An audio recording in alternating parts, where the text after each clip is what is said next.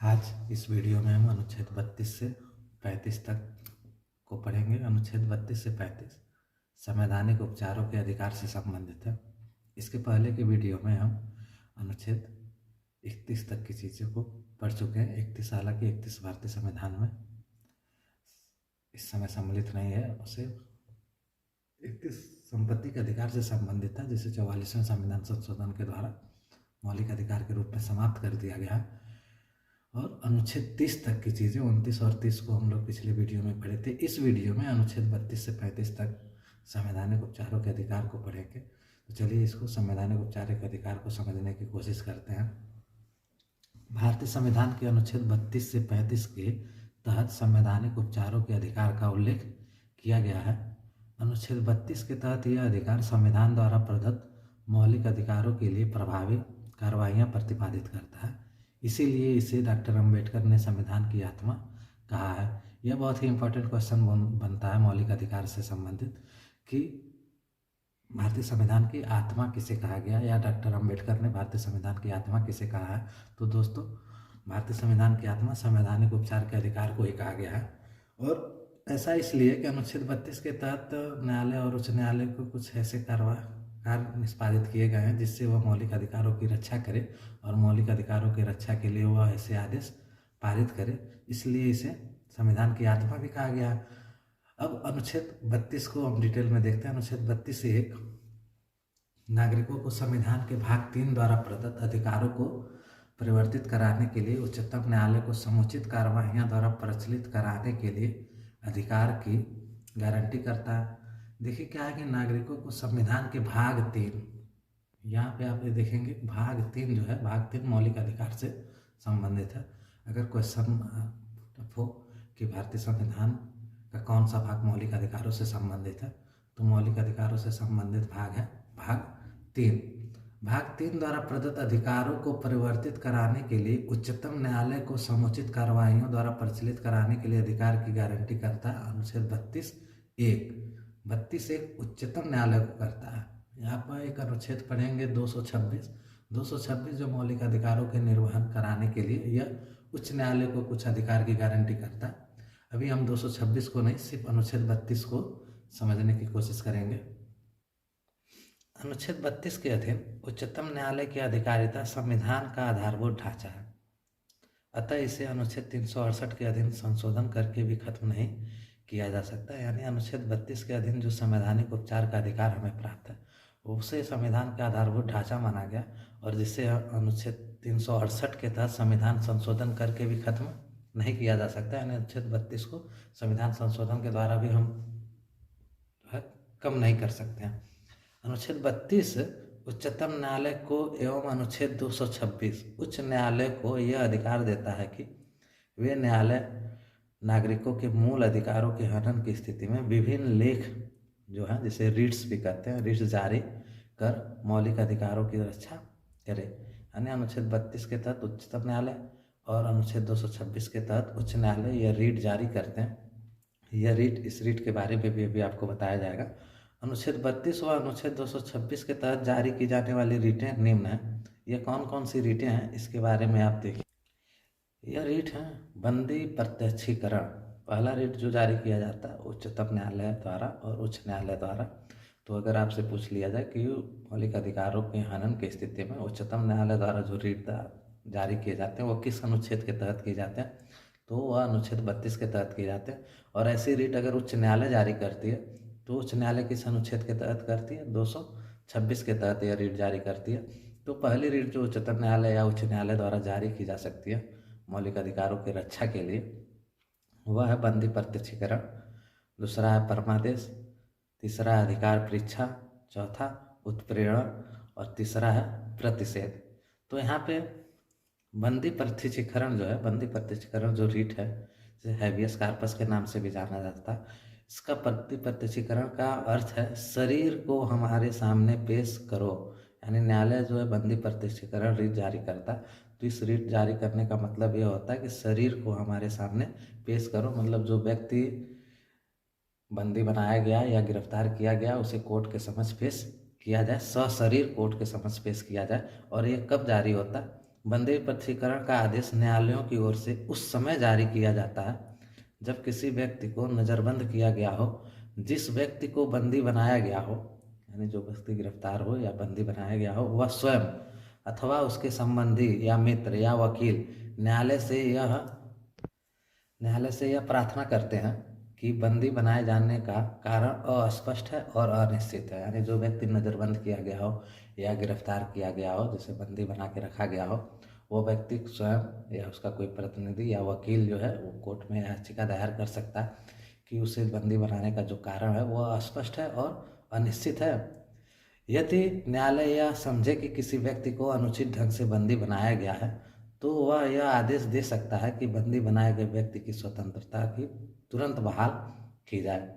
मतलब इसमें बंदी पृथक्करण में अगर कोर्ट को यह स्पष्ट हो जाए कि वाकई में जो बंदी बनाया गया व्यक्ति है उसके गिरफ्तारी का कोई उचित कारण नहीं है, अनुचित गिरफ्तारी है, तो उसकी स्वतंत्रता को बहाल करने का आदेश जारी कर सकता है। यह बंदी पृथक्करण जो है वह नागरिकों के मौलिक अधिकारों की रक्षा के लिए बहुत ही ज़रूरी है, बहुत ही आवश्यक होती है।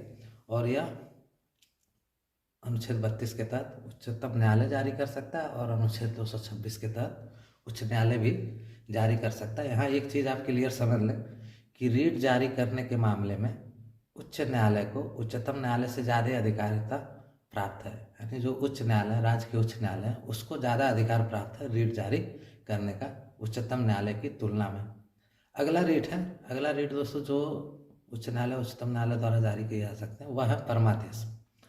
परमादेश का अर्थ होता है हम आदेश देते हैं। यानी न्यायालय अगर परमादेश रीट जारी करता है तो परमादेश का अर्थ होता है, शाब्दिक अर्थ जो है वह है हम आदेश देते हैं जब कोई व्यक्ति, संस्था, निगम अथवा न्यायालय अपने सार्वजनिक कर्तव्यों की पूर्ति न करे तो सुप्रीम कोर्ट या हाई कोर्ट, सुप्रीम कोर्ट मतलब उच्चतम न्यायालय, हाई कोर्ट मतलब उच्च न्यायालय, यह आदेश दे सकता है कि कर्तव्यों की पूर्ति की जाए। परमादेश क्या है? परमादेश जो है, परमादेश का अर्थ है कि हम आदेश देते हैं और यह आदेश कोई व्यक्ति, संस्था, निगम अथवा न्यायालय अपने सार्वजनिक कर्तव्यों की पूर्ति न करे तो सुप्रीम कोर्ट, हाई कोर्ट यह आदेश जारी कर सकता है। इस प्रकार हम कह सकते हैं कि परमादेश न्यायालय का एक आदेश है। परमादेश जो है न्यायालय का एक आदेश है जिसके द्वारा किसी व्यक्ति या लोक पदाधिकारी, जिसके अंतर्गत सरकार और निगम भी शामिल है, मतलब यह आदेश सरकार के खिलाफ और निगम के खिलाफ भी जारी की जा सकती है। भारत में परमादेश उन अधिकारियों और अन्य व्यक्तियों के विरुद्ध दिया जा सकता है जो किसी लोक कर्तव्य के विरुद्ध आचरण कर रहे हैं और वह उस कर्तव्य के लिए आबद्धकर हैं, और यह आदेश सरकार के विरुद्ध भी दिया जा सकता है। परमादेश राष्ट्रपति या राज्यपाल व प्राइवेट व्यक्ति या प्राइवेट निकाय के विरुद्ध जारी नहीं किया जा सकता। यहाँ पे आप यह अच्छे से समझ लें कि परमादेश जो है, परमादेश सिर्फ उन व्यक्तियों के खिलाफ जारी हो सकता है जो लोक कर्तव्य के पद पर आसीन हो और उस कर्तव्य के लिए आबद्धकर हों। सरकार के खिलाफ भी जारी किया जा सकता है, निगम के खिलाफ भी जारी किया जा सकता है, लेकिन परमादेश देश के राष्ट्रपति, राज्यपाल, किसी प्राइवेट व्यक्ति या प्राइवेट निकाय के विरुद्ध जारी नहीं किया जा सकता। तो अब परमादेश, बंदी पृथक्करण के बाद जो रीट है वह है प्रतिषेध रीट है। प्रतिषेध रीट जो है इसका अर्थ है मना करना। प्रतिषेध का मतलब होता है कि किसी कार्य के लिए मना करना या किसी स्थिति में जारी होता है।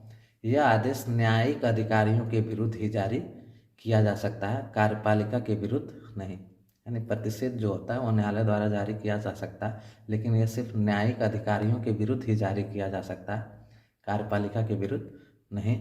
जब कोई न्यायालय अपने अधिकार क्षेत्र के बाहर जा रहा हो या फिर कोई ऐसा कार्य कर रहा हो जो उसके अधिकार क्षेत्र में न हो तो उच्चतम न्यायालय तथा उच्च न्यायालय उसे ऐसा करने से रोक सकता है। तो उच्चतम न्यायालय कैसे रोक सकता है? अनुच्छेद 32 के तहत। उच्च न्यायालय कैसे रोक सकता है? अनुच्छेद 226 के तहत। और इस स्थिति में कौन सा रीट जारी किया जाएगा? प्रतिषेध रीट जो है वह जारी करके किसी भी न्यायालय को उसके अधिकारिता क्षेत्र से बाहर के काम करने से रोका जा सकता है। वस्तुतः यह एक न्यायिक रीट है जो किसी वरिष्ठ न्यायालय द्वारा किसी अधीनस्थ न्यायालय को जारी की जाती है। यानी कोई वरिष्ठ न्यायालय अपने अधीनस्थ न्यायालय में उसको अधिकारिता क्षेत्र से बाहर जाने से रोकती है और अपने अधिकारिता क्षेत्र में सीमित रहने के लिए प्रेरित करती है। इसके बाद प्रतिषेध के बाद आता है अधिकार परीक्षा। अधिकार परीक्षा, इसका अर्थ है तुम्हें क्या हक है। अधिकार परीक्षा बहुत ही इम्पोर्टेंट रीट है, इसे जानना बहुत ही आवश्यक है।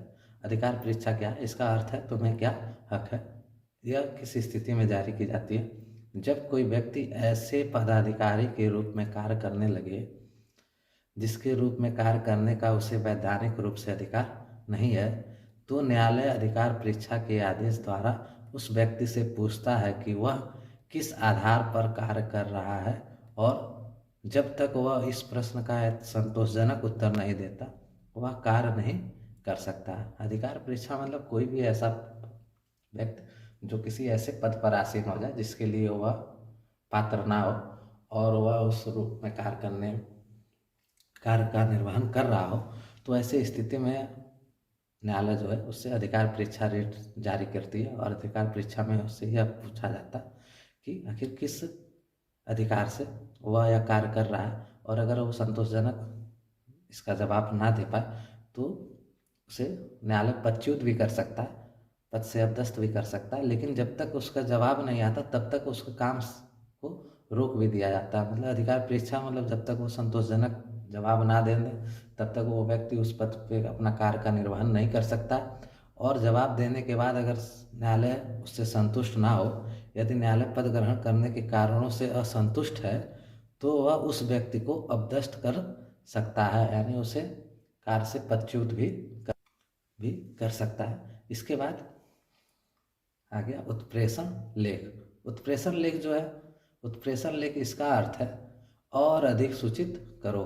यानी उत्प्रेषण लेख का शाब्दिक अर्थ होता है और अधिक सूचित करो।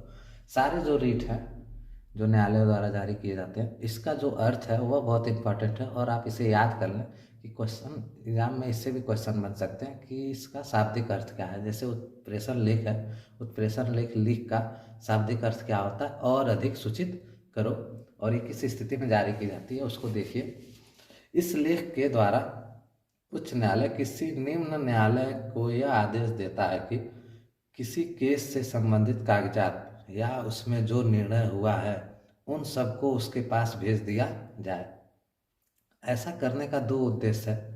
पहला उद्देश्य तो यह है कि वह मामला उस न्यायालय में न चलाकर उच्च न्यायालय में चलाया जा सके, इसलिए उससे संबंधित सारे कागजात और उसमें दिए गए सारे निर्णयों की कॉपी जो है उच्च न्यायालय अपने पास मंगवा लेता है या उच्चतम न्यायालय मंगवा लेता है।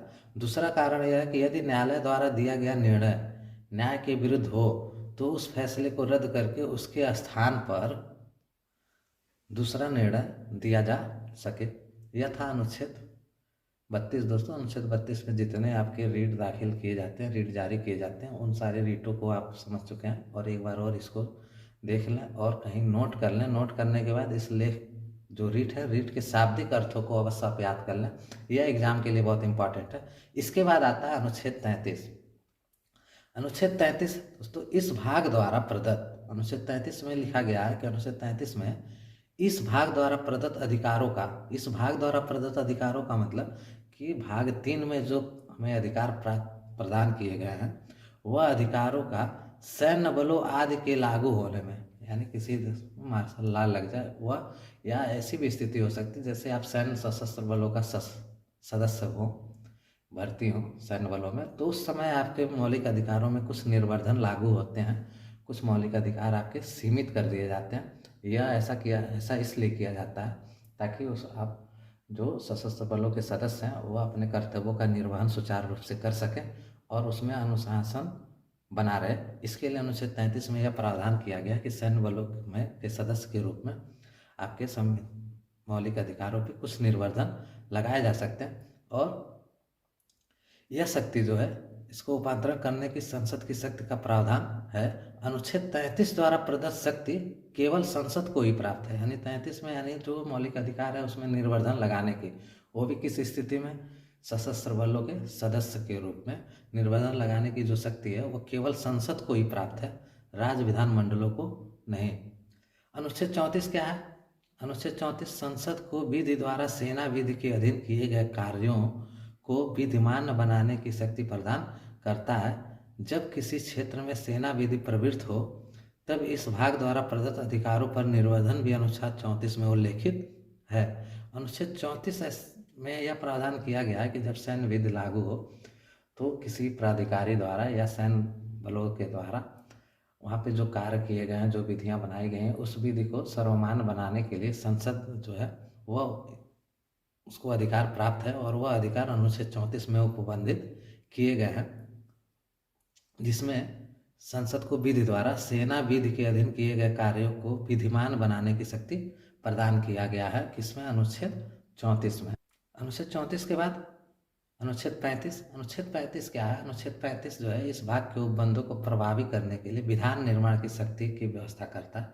अनुच्छेद 35 जो है यह सबसे इम्पोर्टेंट है। अनुच्छेद 35 क्या है कि इसमें संसद को यह अधिकार प्रदान किया गया है, राज्य को यह अधिकार प्रदान किया गया कि वो मौलिक अधिकार जो भाग 3 द्वारा प्रदत्त है, भाग 3 में द्वारा प्रदत्त मौलिक अधिकारों की रक्षा के लिए, उसके निर्वहन के लिए और जो जनता है इसका मौलिक अधिकारों का पूर्ण रूप से उपभोग कर सके, इसके लिए वह विधि बना के इसको जो है भारतीय संविधान द्वारा प्रदत्त मूल अधिकारों को सुरक्षित रख सके, इसके लिए जो है विधान निर्माण की शक्ति अनुच्छेद 35 में प्रदान किया गया है। तो आप इस वीडियो में अनुच्छेद 32 से 35 तक को डिटेल में समझ चुके हैं। अब जो है भाग 3 खत्म हो गया। भाग 3 में हम मौलिक अधिकारों को सुचारू रूप से समझे हैं और बहुत अच्छे से इसमें आपको एक एक अनुच्छेद बताया गया है। इसके बाद के वीडियो में हम अनुच्छेद 36 से 51 तक को पढ़ेंगे और एक ही वीडियो में आपको नीति निर्देशक तत्व के बारे में पूरा समझाया जाएगा और एक एक अनुच्छेद और उसके उपखंडों को भी बताया जाएगा।